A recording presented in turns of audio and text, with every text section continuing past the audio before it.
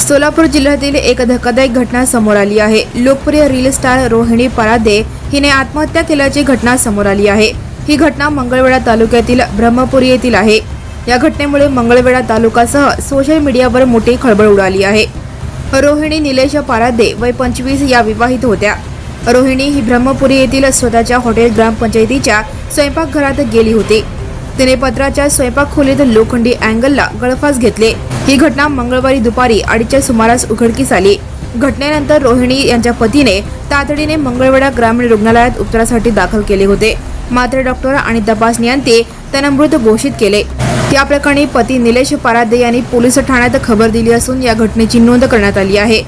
रोहिणी परादे आणि त्यांचे पती निलेश परादे हे गेल्या काही वर्षांपासून विविध सामाजिक विनोदी व्हिडिओ तसेच खाद्यपदार्थांवरील रील्समुळे सोशल मीडियावर लोकप्रिय आहेत।